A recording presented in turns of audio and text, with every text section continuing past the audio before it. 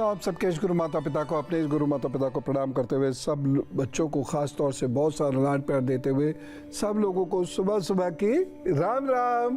प्रभु करे आपका दिन बहुत अच्छा बीते, खूब मस्ती के साथ बीते।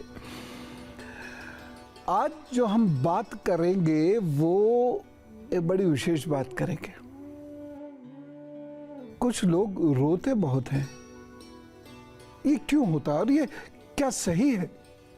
अगर सही है तो कोई बात नहीं है, सही नहीं है तो ये क्या इंडिकेट करता है, आज इसकी चर्चा हम करेंगे। साथ ही साथ क्या आपसे पानी पीना आता है?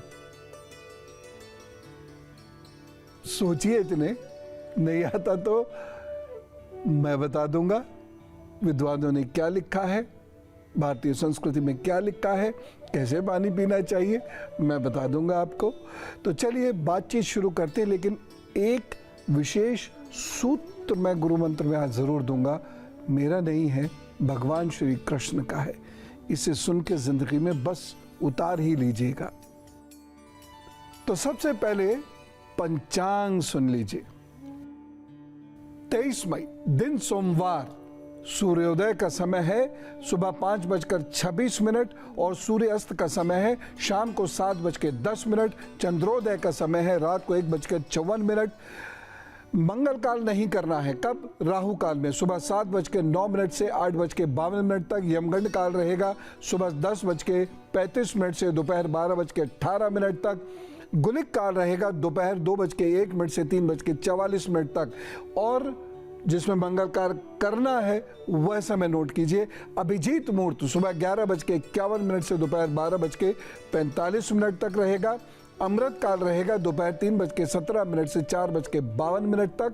और पूजा का, साधना का, अध्ययन का विशेष मुहूर्त रहेगा रात को 11:57 से लेकर 12:38 तक। इसका सदुपयोग जरूर कीजिएगा, ये मुहूर्त बहुत महत्वपूर्ण होते हैं। चलिए अब शुरुआत करते हैं राशिफल की। मेष, वृषभ और मिथुन राशि का क्या फल है और उनके उपाय क्या हैं। मेष राशि, 3 बजे के बाद थोड़ा संभल के चलने की आवश्यकता है, क्योंकि कोई परेशानी हो सकती है, प्रतिष्ठा पर आंच आ सकती है। ओम हंग हनुमते नमः का जप जरूर करिएगा और बहुत मेहनत से, मुस्तैदी के साथ, अनुशासित तरीके से अपना काम करते रहिएगा, अन्यथा दिक्कत होगी। वृषभ राशि की बात करते हैं। वृषभ राशि के लिए ये समय अच्छा है। उनको कुछ परेशानियां जो महसूस कर रहे थे पिछले कुछ दिनों से, वह दूर होगी। दिन आपका अच्छा बीतेगा, प्रशंसा भी आपकी कुछ लोग ज़रूर करेंगे। तो कुल मिला के समय अच्छा है। सेहत के लिए अपने गले का ख्याल ये ज़रूर रखिएगा। गुनगुना पानी ज़रूर पीजिएगा, गुनगुने पानी के गरारे अवश्य कर लीजिएगा। अपने इष्ट की उपासना करिए, अपने काम पर जुटिए। मिथुन राशि की बात करते हैं। स्वास्थ्य की दृष्टि से बहुत अच्छा समय नहीं है और धन को बहुत संभाल के रखने की आवश्यकता है। अपने कागज भी विशेष रूप से संभाल के रखिएगा। लेकिन विद्यार्थियों के लिए समय अच्छा है, बशर्ते वह अपने मित्रों से उलझे ना। उपाय के तौर पर आपको गंगणपताय नमः का जप करना है और अपने काम पर जुट जाना है। प्रभु जी सब ठीक करेंगे। और कभी भी कोई भी जप हो तो कम से कम 51 बार तो किया ही कीजिए, और समय हो तो 108 बार कर लिया कीजिए। लाभ मिलता है और बहुत सारी परेशानियां दूर हो जाती हैं। मानिक जी की बात करते हैं, कोटा से हमारे साथ हैं जी। राम राम मानिक जी। नमस्ते सर। सर एक्चुअली मानिक मेरे पिताजी का नाम है, मेरा नाम रवि मानिक दाकोल है जी। बताइए। हाँ जी सर, मेरी डेट ऑफ बर्थ है सर 9/2/1988 जी। हाँ जी सर। मैं फिलहाल नागपुर में रह रहा हूँ, लेकिन मैं बॉर्न हूँ सर कोटा में। टाइम बता दीजिए। टाइम सर रात के 11:40। हाँ, आप बताइए। हाँ जी सर। सर एक्चुअली मैं अभी गवर्नमेंट सर्वेंट हूँ सर। और सर मैंने साथ ही साथ 2 स्टार्टअप्स चालू किए हैं। तो मुझे उनके रिगार्डिंग पूछना था कि मैं उसमें ये करूँ क्या आगे। हाँ, कर तो सकते हैं, यद्यपि आपको जून 2024 तक प्रतीक्षा करनी पड़ेगी, क्योंकि जून 2024 तक का जो समय है ये बहुत अच्छा नहीं है, लेकिन इतना भी बुरा नहीं है कि आपको शुरू ना कर सकें। एक उपासना मैं आपको बता रहा हूँ, वो ज़रूर करें। ओम रुद्राय नमः का प्रतिदिन जप अवश्य किया करें, नंबर 1। नंबर 2 कि आप शिवलिंग पर जलाभिषेक अवश्य किया करें प्रतिदिन। ये उपाय आपको ज़रूर करना है। और साथ ही साथ एक चांदी का छल्ला अपनी कनिष्ठा में धारण कर लीजिएगा सोमवार के दिन। ये उपाय करिए और आप सफल हो, ऐसी मेरी कामना है। आपको भी यदि प्रश्न पूछना हो तो एक नंबर नोट कीजिए, व्हाट्सएप नंबर है ये। इस पे कॉल नहीं करिएगा, सिर्फ मैसेज छोड़िएगा 9711002266। इस पे अपनी सारी डिटेल्स लिखिएगा, आप क्या, आपकी समस्या क्या है, ये लिखकर भेज दीजिएगा। इसके साथ साथ एक ईमेल एड्रेस पे लिख लीजिए gurudev@newsnation.in। इस पर आप ईमेल करिएगा, उसमें फ़ोन नंबर ज़रूर दीजिएगा और सारी डिटेल्स ज़रूर लिख दीजिएगा, date of birth, time of birth, place of birth और समस्या क्या है वो भी। तो आप फटाफट भेजिए। और मैं आपको अब रोने वाली बात समझाना चाहता हूँ। कुछ लोगों को बहुत रोना आता है, ज़रा ज़रा सी बात पर रोते रहते हैं। कुछ लोग रोने का बहाना ढूंढते हैं। देखिए, हम सब मनुष्य हैं। ऐसा नहीं हो सकता कि प्यार हो, दुख हो, किसी की याद आए, घबराहट हो, पूजा हो, ध्यान साधना हो, कोई बहुत टेंशन या स्ट्रेस हो, रोना निकल ही जाता है। वो तो नॉर्मल है, नेचुरल है, होना भी चाहिए। सुख और दुख दोनों का अगर इजहार नहीं होता है तो ये अंदर से द्वेलित कर देते हैं। तो ऐसी भावना, ऐसे वेग निकल जाने चाहिए, एक चीज। लेकिन कुछ लोग होते हैं जो बिना ही मतलब रोते रहते हैं, हर वक्त रोते रहते हैं, हर वक्त रोते रहने का मन करता है। वो लोग कुछ एक लक्षण देखें अपने अंदर। क्या वो बहुत अकेलापन महसूस करते हैं? क्या उनके दांत किटकिटाते हैं? क्या उनका कोई काम करने का मन नहीं होता? क्या वो बहुत ज़्यादा नींद लेते हैं या उनकी नींद बहुत कम है? क्या वो जब सोकर जागते हैं तो भी थके थके रहते हैं? क्या हर एक व्यक्ति में उन्हें अपना सहारा दिखाई देता है? क्या वो अपने कार्य खुद नहीं कर पाते हैं? क्या उनकी दोस्ती क्षणिक होती है, थोड़े समय बस चलती है और उसके बाद वो टूट जाती है? क्या ऐसा होता है? अगर ऐसा होता है तो फिर कुछ और गहरी बात मैं आपको बताता हूं। लेकिन वो गहरी बात बताने से पहले मैं आपको कर्क, सिंह और कन्या राशि का हाल बता देना चाहता हूं और उपाय भी बता देना चाहता हूं। कर्क राशि, आपको आज खास तौर से दोपहर के बाद सेहत का ख्याल रखना होगा और अपनी कीमती चीज़ों का भी ख्याल रखना होगा। रिश्ते आज बहुत संभाल के निभाने होंगे, नहीं तो कोई परेशानी हो सकती है। लेकिन अचानक कोई लाभ होता हुआ इस दिन दिखाई दे रहा है, चाहे छोटा हो लेकिन लाभ होता हुआ दिखाई दे रहा है। कुल मिला के दिन सब ठीक ठाक है। नमः शिवाय का जप करके अपने काम पर जुट जाइए। सिंह राशि के लोगों के लिए यह दिन थोड़ा संभल के चलने का है। और संभलना क्या है? बड़े बुजुर्गों की सेहत का ख्याल रखें, अपनी सेहत का ख्याल रखें और क्रोध से बचें। गायत्री मंत्र का पाठ कीजिए, अपने काम पर जुटिए। कन्या राशि की बात करते हैं। आपके लिए ये दिन अच्छा है, कुछ मिलता हुआ दिखाई दे रहा है, कुछ परेशानियां दूर होती हुई दिखाई दे रही हैं और ऐसा लग रहा है कि आप कुछ नया और अच्छा करने की शुरुआत इस दिन कर सकते हैं। तो कुल मिला के ये दिन अच्छा है, आपको प्रतिष्ठा भी देने वाला है। मूंग की दाल का दान जरूर कर दीजिएगा। अंकुश जी हमारे साथ है दिल्ली से, उनसे बात करते हैं। राम राम अंकुश जी। राम राम गुरु जी, राम राम। सर जी कैसे हैं आप? एकदम अच्छा हूँ, बहुत धन्यवाद। सर आपकी आवाज़ सुन के बहुत अच्छा लगा, थैंक यू सो मच आपसे बात कर। सर मैं अपना क्वेश्चन पूछूं, आपका टाइम? जी जी सर। 25 अगस्त 1990 date of birth, 3:05 Delhi. Sir मुझे आप ही की तरह कुछ जन कल्याण करना है। क्या मैं साइकोलॉजी काउंसलर बन के कर सकता हूँ? और दूसरा, मैं बॉम्बे में हूँ और मुझे ट्रांसफर चाहिए दिल्ली में। तो कब तक होगा? माँ बाप की भी सेवा करने का टाइम आ गया। आप सेवा अगर करना चाहते हैं ज़रूर करिए। और बहुत सारे लोगों को इस देश में सेवा की आवश्यकता है। सेवा सबको करनी चाहिए और मैं तो ये मानता हूँ, मेरा ये अटल विश्वास है कि मनुष्य की या ईश्वर की सृष्टि की सेवा किए बिना ईश्वर को प्राप्त नहीं किया जा सकता। ईश्वर अपने पास उस व्यक्ति को कभी नहीं भटकने देते जो मनुष्य की या उसकी सृष्टि की सेवा नहीं करते। दूसरी बात आपने जो ट्रांसफ़र की कही है, देखिए बहुत जल्दी तो ऐसे कुछ मुझे नहीं दिख रहा, लेकिन एक उपाय नोट कीजिए। आप 43 टुकड़े ले लीजिएगा तांबे के और 43 दिन तक लगातार विदाउट एनी ब्रेक आप उसे बहते हुए जल में प्रवाहित कीजिए, रोज़ 43 दिन तक लगातार। ठीक है, अगर बीच में तारतम्यता टूट भी जाती है तो फिर दोबारा से कीजिएगा। 43 टुकड़े तांबे के कटवा लीजिएगा। सिक्के मिल जाए तो बहुत ही अच्छा है, मिलते कम है आजकल।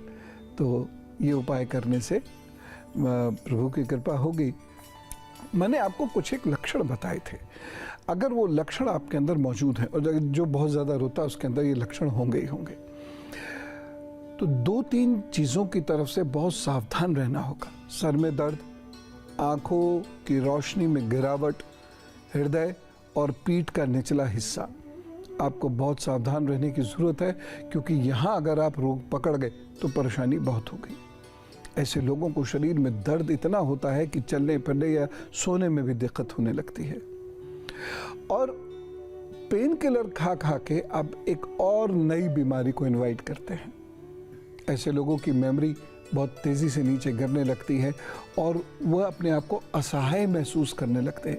यानी हम किसी का संबल लिए बिना, किसी का सहयोग प्राप्त किए बिना कुछ कार्य नहीं कर सकते, ऐसा वो महसूस करने लगते हैं। तो अगर ये सारी चीज़ें हैं फिर आपको उपाय करने पड़ेंगे। उपाय मैं आपको बता रहा हूँ, इसे ध्यान से नोट कर लीजिएगा, जिंदगी में उतार लीजिएगा। लेकिन फटाफट तुला, वृश्चिक और धनु राशि का हाल जान लेते हैं।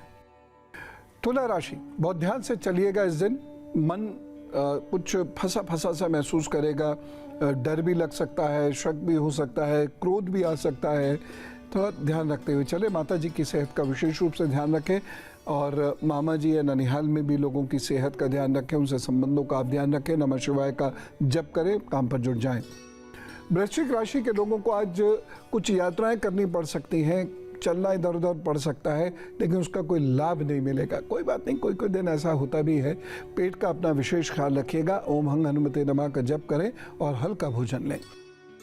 धनु राशि की बात करते हैं। धनु राशि के लोगों के लिए धन को लेकर ये समय थोड़ा सा कमज़ोर है। चिंताएं अपनी जगह बनी रहेंगी, लेकिन लोगों का साथ सानिध्य सहयोग मिल सकता है। अब कितना मिलेगा ये आपकी निज कुंडली पर डिपेंड करता है, लेकिन मिल सकता है। आपको ओम नारायण नमो नमः का जप करना है और अपने काम पर जुट जाना है। रोज जी सब ठीक करेंगे। मुजफ्फरपुर से ओम प्रकाश जी हमारे साथ हैं लाइन पर। जी राम राम ओम प्रकाश जी। जी राम राम गुरु जी, चरण स्पर्श। जी राम राम जी। आप कैसे हैं गुरु जी? एकदम अच्छा हूँ, बहुत धन्यवाद। जी मैं ओम प्रकाश बात कर रहा हूँ मुजफ्फरपुर बिहार से। जी गुरु जी, मेरी डेट ऑफ बर्थ है 14 सितंबर 1989। 89 जी। सुबह के 9 बजे मुजफ्फरपुर बिहार का जन्म है जी। गुरु जी, अभी तक दुख ही झेल रहे हैं। मतलब खाने की समस्या है, आर्थिक स्थिति अभी तक ठीक नहीं हो पाई है। और गुरु जी, कब तक जीवन में संघर्ष रहेगा? अच्छा दिन कब देख पाएंगे? मतलब सुख कब होगा जीवन में? और दूसरा एक चीज और है कि मेरे इष्ट देव कौन है और क्या मैं ज्योतिषी बन सकता हूँ? ज्योतिषी आप बन सकते हैं, शिव आपके इष्ट देव हैं। और रही बात आप जिन दुखों की बात कर रहे हैं यहाँ पर, उसके लिए 2-3 चीज़ें बहुत गहराई से समझ लीजिए और उपाय कर लीजिए। पहली चीज़ तो यह है कि आपके घर में पितृदोष है और जब तक पितृदोष रहेगा घर में आप ही नहीं सभी लोग दुखी रहेंगे, सभी लोग परेशान रहेंगे। आपने एक बार ये भी देखा होगा कि आपके घर के पुरुष बहुत परेशान रहते हैं, पिताजी हों, दादाजी हों, चाचा लोग हों। एक आध व्यक्ति हो सकता है अपना ठीक ठाक गुजार जाए किसी कारणवश, लेकिन बाकी सारे लोग परेशान रहेंगे। विवाह को लेकर भी या वैवाहिक जीवन को लेकर भी घर में सभी को तनाव रहेगा, परेशानियां रहेंगी। पहली बात तो यह है कि आप शिव जी की साधना कीजिए। सुबह जल से अभिषेक कीजिए ओम रुद्राय नमः करके, और जो मैं निश्चित काल बताता हूँ उस समय में आप नमः शिवाय का जप रुद्राक्षी माला से करिए और थोड़ा सा ध्यान कीजिए और ध्यान में डूब जाइए। चमड़े की चीज़ें पहनना बिल्कुल बंद कर दीजिए और सौंफ दिन में ज़रूर खा लिया कीजिए, और साथ ही साथ हल्दी लगे आलू गौ माता को दे दीजिए। ये करिए, 1 वर्ष के अंदर आपको थोड़ा आराम मिलना शुरू हो जाएगा, और ये पूरे जीवन आपको करना होगा, तब कहीं जाकर आपको अचीवमेंट्स होना शुरू होगा। लेकिन मुझे उम्मीद है आप कर लेंगे। रोने वाली बात हो रही थी, देखिए गंभीरता से लीजिए। सामान्य रोना जैसे मैंने एकदम शुरू में बताया उसमें कोई प्रॉब्लम नहीं, लेकिन जो बाद में मैंने सिम्टम्स बताए हैं, लक्षण बताए हैं, वो अगर आप पे हैं तो ये उपाय आप ज़रूर कर लीजिएगा, नहीं तो जीवन मुश्किल में पड़ेगा, और आप अपना ही जीवन नहीं बल्कि अपने लोगों का जीवन भी मुश्किल में डाल देंगे। पहली चीज़ क्या है, आप ध्यान करना शुरू कीजिए।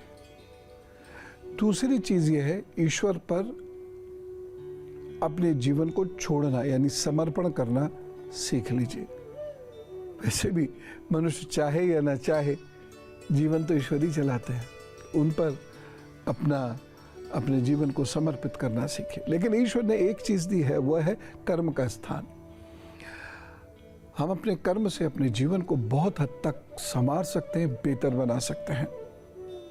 तो कर्म कीजिए, ऐसे लोगों के साथ बैठिए जो किसी की निंदा नहीं करते, जो आपकी भी निंदा नहीं करते, मस्त रहते हैं, हंसी मजाक करते हैं, अपने काम पर जुट जाते हैं, और उनके साथ रहते रहते आप अपने काम पर भी जुटिए, क्योंकि अकेले आप कुछ नहीं कर पाएंगे। जो मैंने सिम्टम्स बताए, ऐसे सिम्टम वाला व्यक्ति अकेले कुछ नहीं कर पाता, वह चंद्रमा की तरह होता है जिसे सूर्य चाहिए होता है।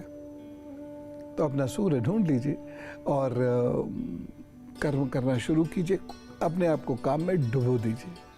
मैं ये नहीं कह रहा कि मनुष्य को स्पंदनहीन हो जाना चाहिए, लेकिन excess of everything is bad. किसी वर्चू की भी अगर एक्सेस है, जैसे भोजन, अच्छा भोजन करने का शौक, लेकिन बहुत ज्यादा भोजन करने लगेंगे तो भी तो दिक्कत हो जाएगी ना। इसलिए आप पहला काम तो ये कीजिए जो मैंने बताया। दूसरा काम आपने क्या करना है, गायत्री का यज्ञ कीजिए। ये आत्मबल को मजबूत करता है।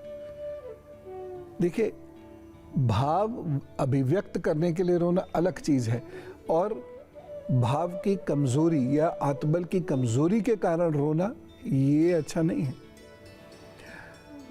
तो यज्ञ कीजिए गायत्री का, ये आपके आत्मबल को मजबूत करेगा। और अगला उपाय ये है कि एक बार अपने हार्मोन्स को टेस्ट जरूर करा लीजिए, क्योंकि कभी कभी एफ्राइन्स और कार्टिसोल जैसे हार्मोन्स या डोपामाइन जैसे हार्मोन्स डिस्टर्ब हो जाते हैं, जिसकी वजह से भी ये सारी दिक्कतें होती हैं। तो इसलिए अपने हार्मोन्स को एक बार टेस्ट जरूर करा लीजिए, और फिर जो चिकित्सक सलाह हो उसे मानिए।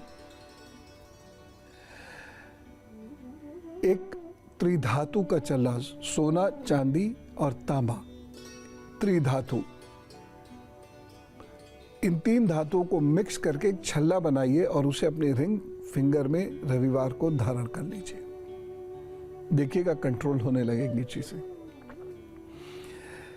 चांदी के बर्तन में पानी भर के उसमें शंख डाल दीजिए और सुबह उसको पी लीजिए निराहार में।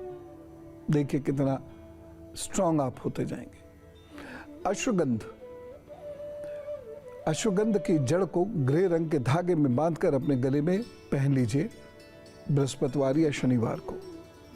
अश्वगंध का पाउडर भी आता है, उसका सेवन भी आप कर सकते हैं। थोड़ा सा कसैला होता है, 2-4 मिश्री के दाने के साथ, अगर मिश्री अलाउड है आपको, तो डायबिटिक पेशेंट नहीं है तो आप उसको लीजिए और थोड़ा सा दूध या गुनगुना पानी से उसको निगल लीजिए।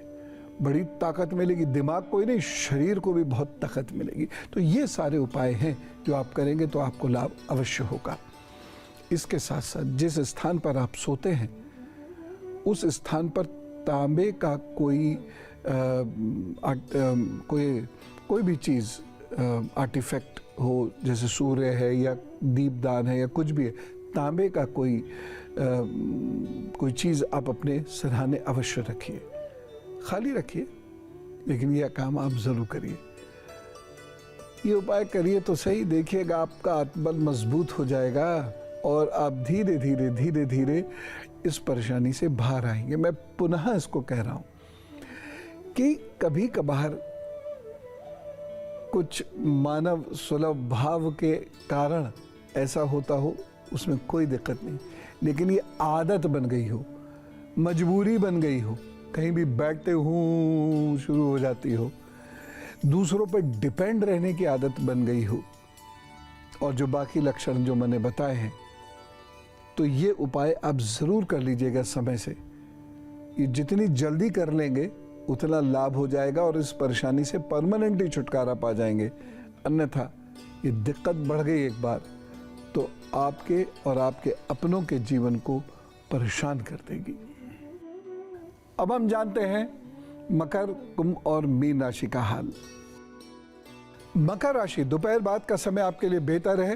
रात के समय तक आते आते आपको अच्छे आइडियाज़ मिलेंगे जिससे धनार्जन भी हो सकता है। विद्यार्थियों के लिए अच्छा समय है और घर में भी बोलचाल लोगों से होगी, उससे आप खुश भी रहेंगे, लेकिन अपने गले का और श्वास का ध्यान ज़रूर रखिएगा। बाकी कुल मिला के अच्छा समय है, चिंता ना करें, नमः शिवाय का जप करें, अपने काम पर जुटें। कुंभ राशि के लोगों को थोड़ा सा अलर्ट रहने की ज़रूरत है। कहीं ऐसा ना हो कि आप किसी से कुछ उल्टा सीधा कह दें और फिर वो आपसे अदावत रखने लगे, दुश्मनी रखने लगे और फिर परेशानियां क्रिएट हो जाएं। आप भोजन ज़रूर बांटिएगा और भोजन जब बांटे तो उसमें कुछ बेसन का अवश्य होना चाहिए, प्रभु ठीक करेंगे। मीन राशि की बात करते हैं। अच्छा समय है, खूब मेहनत करिए, खूब मेहनत से आगे बढ़ने की कोशिश कीजिए, आपको निश्चित रूप से लाभ होने जा रहा है।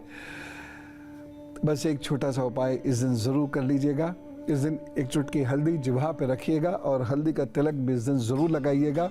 किसी बहुत ही विशेष कार्य के लिए जा रहे हो तो चावल के 4 दाने अपनी जेब में ज़रूर रख के ले जाइएगा। प्रभु कल्याण करेंगे, आपका लाभ होगा। नरेंद्र जी हमारे साथ हैं जयपुर से। राम राम। जी राम राम, कैसे हैं आप? जी अच्छा हूँ, एकदम अच्छा, धन्यवाद। गुरु जी, मेरा डेट ऑफ बर्थ है 15 अगस्त 1975। जी। टाइम है अर्ली मॉर्निंग 2:17, 2:17 है अर्ली मॉर्निंग। और मेरा जन्म का स्थान है सर डूंगरपुर, ये राजस्थान में ही आता है, डूंगरपुर डिस्ट्रिक्ट से। जी गुरु जी, मैं क्या कॉर्पोरेट सेक्टर में हूँ, प्राइवेट जॉब करता हूँ। बेसिकली क्या होता है यहाँ पे, क्या टेंशन ज्यादा होती है तो जॉब में क्या कंसिस्टेंसी जो होनी चाहिए गुरु जी वो हो नहीं पाती है। मतलब 1 साल 1.5 साल जॉब किया, बड़ा अच्छा जॉब चलता है, फिर बाद में क्या कहीं ना कहीं कुछ ऐसी प्रॉब्लम्स क्रिएट हो जाती है कि वो जॉब क्या लंबी चल नहीं पाती है। उसके कारण से मानसिक तनाव रहता है और फिर बाद में कहीं ना कहीं उसका इफेक्ट उसका हेल्थ के ऊपर भी आता है। तो कई तरह के सर्वाइकल प्रॉब्लम और काफी चीजें हो जाती हैं। तो इसमें गुरु जी क्या हम लोग मतलब कुछ ऐसा कुछ करें जिससे कि मतलब जॉब में कंसिस्टेंसी रहे, अच्छा जॉब चलता रहे और स्वास्थ्य भी अच्छा रहे? कुछ उपाय नोट कर लीजिए। पहली चीज तो यह है, ओम शम शनिश्चराय नमः का रोजाना रात को जप जरूर कर लिया कीजिए 11:30 से 12 बजे के बीच में। उपाय नंबर 2, आप मंगलवार के दिन लाल मसूर की दाल का दान जरूर कर दिया कीजिए। नंबर 3, क्लोज फ्रेंड्स एकदम मत बनाया कीजिए, लंबे समय तक उन्हें परखने के बाद ही क्लोज फ्रेंड्स बनाएं, क्योंकि ऐसे लोग अपने मन की बात बहुत जल्दी दूसरों को बता देते हैं और उसकी वजह से या तो वो हंसी के पात्र बनते हैं या षड्यंत्र उनके खिलाफ होने शुरू हो जाते हैं। इसका आप ध्यान रखिएगा। एक उपाय और लिख लीजिएगा, वो आपको करना है, बुधवार के दिन आप तांबे का सिक्का बहते हुए जल में डाल दिया करें या तांबे का कोई टुकड़ा बहते हुए जल में डाल दिया करें। साथ ही साथ अपनी वाणी पर थोड़ा सा काम जरूर कर लीजिए। जहाँ बोलना हो वहीं बोलिए, जहाँ नहीं बोलना हो वहाँ मत बोलिए। जो बोलिए सत्य बोलिए तो प्रियता के साथ बोलिए। बस ये उपाय आपको करने हैं, इससे आपके जीवन में स्थायित्व बहुत जल्द आ जाएगा और मुझे लगता है कि 8-10 महीने के अंदर ही अंदर एक अच्छी जॉब जहां आप लंबे समय तक टिक के काम कर सकेंगे वो आपको प्राप्त हो जाएगी। और अब उनकी बात जिनका है आज जन्मदिन, तो आपको जन्मदिन की बहुत सारी शुभकामनाएं, जन्मदिन शुभेच्छा। आपके आगे आने वाले 12 महीने अच्छे हैं। खूब मेहनत करें, यात्राएं करें, बाहर जाने का कोई कार्य हो तो वो ज़रूर करें, बाहर जाकर पढ़ाई लिखाई करने की इच्छा हो तो वो करिए। ये बाहर आपके शहर से भी बाहर हो सकता है, ये देश के बाहर भी हो सकता है, समय उस अनुसार है। अगर कोई नया कार्य आप करना चाहते हैं जिसमें यात्राएं इन्वॉल्व हैं तो आपको लाभ अवश्य होगा। अब प्रिकॉशन कहाँ है? सेहत को लेकर ये समय थोड़ा ठीक नहीं रहेगा, इसलिए आगे आने वाले 12 महीनों के अंदर अंदर आपको अपनी सेहत का बहुत ख्याल रखना होगा, अन्यथा आपका जो काम है वो रुक भी सकता है। उपाय क्या करेंगे? रुद्राक्ष की एक माला गले में पहनिए और रोज़ाना नमः शिवाय किया कीजिए। शनिवार के दिन शरबत, मीठा पानी, हाँ, ये लोगों को ज़रूर पिलाया कीजिए। ये उपाय अगर आपने कर लिए तो आपके आगे आने वाले 12 महीने बहुत अच्छे बीतने वाले हैं और आपकी खूब तरक्की होने वाली है। जन्मदिन शुभेच्छा। मैंने शुरू में आपसे पूछा था कि आपको पानी पीना आता है।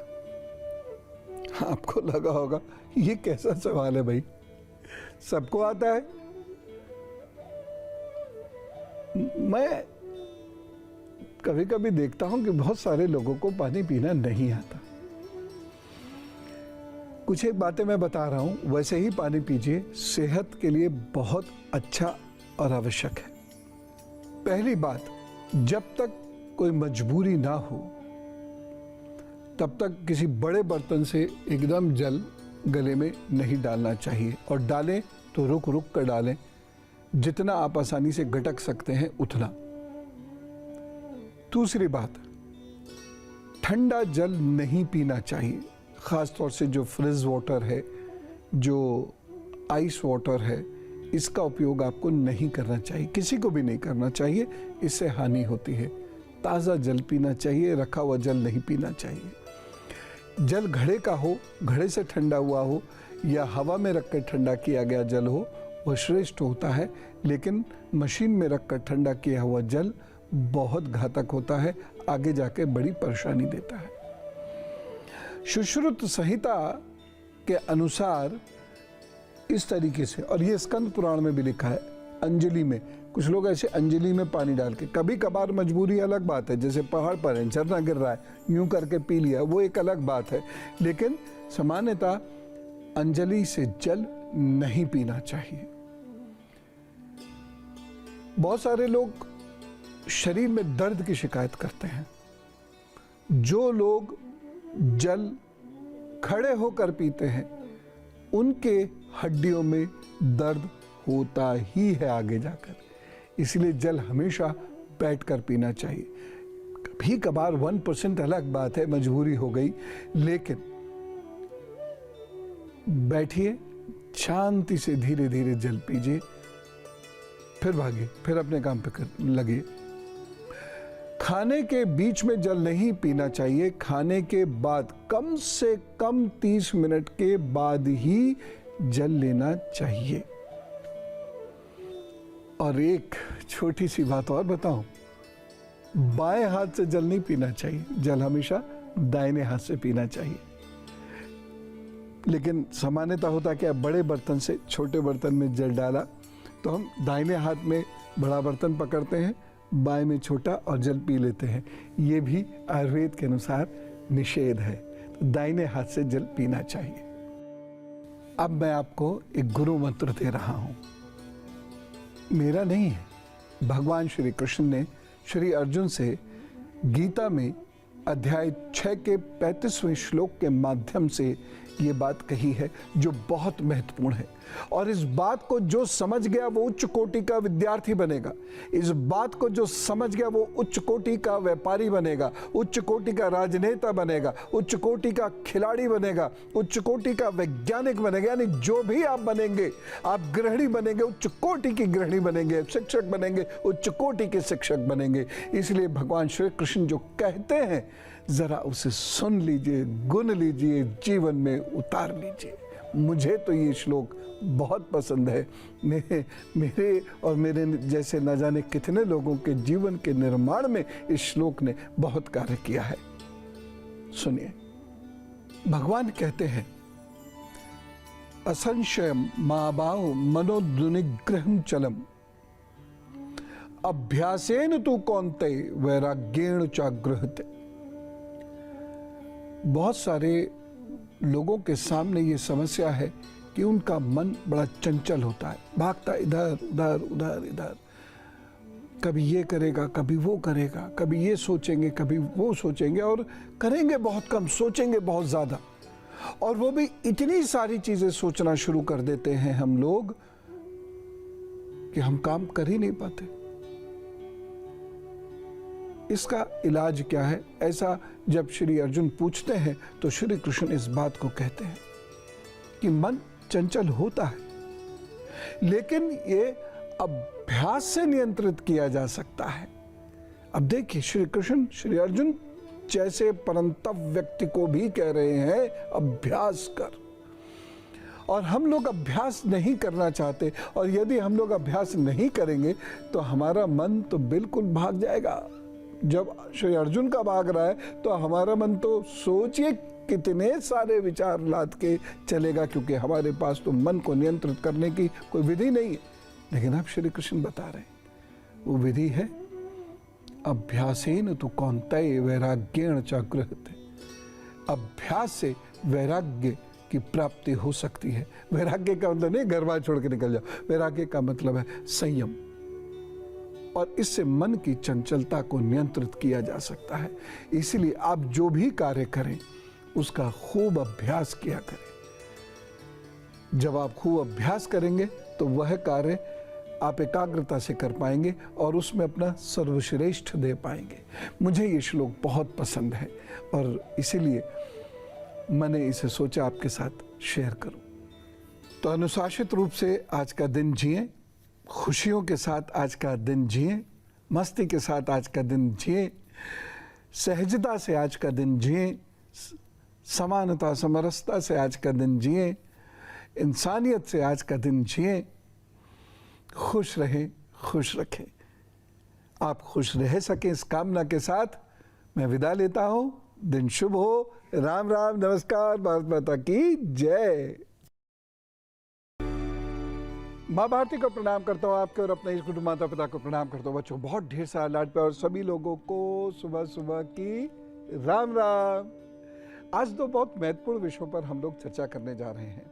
पहली चर्चा ये है कि बाप बेटों के बीच में झगड़ा क्यों होता है और इस झगड़े में माँ पिसती है और बाकी लोग भी पिस जाते हैं, तो क्या इसे रोका जा सकता है और हाँ तो कैसे। दूसरी बात, नींद की समस्या दिन ब दिन बढ़ रही है। इंसोम्निया यानी अनिद्रा का रोग दिन ब दिन बढ़ रहा है, तो इसे भी आज सुलझाने की कोशिश करेंगे, लेकिन नेचुरल तरीके से। सबसे पहले शुरुआत पंचांग से करते हैं। पंचांग सुन लीजिए। 22 मई दिन रविवार है। सूर्योदय का समय है सुबह 5:27 पर। सूर्यास्त का समय है शाम को 7:09 का। चंद्रोदय का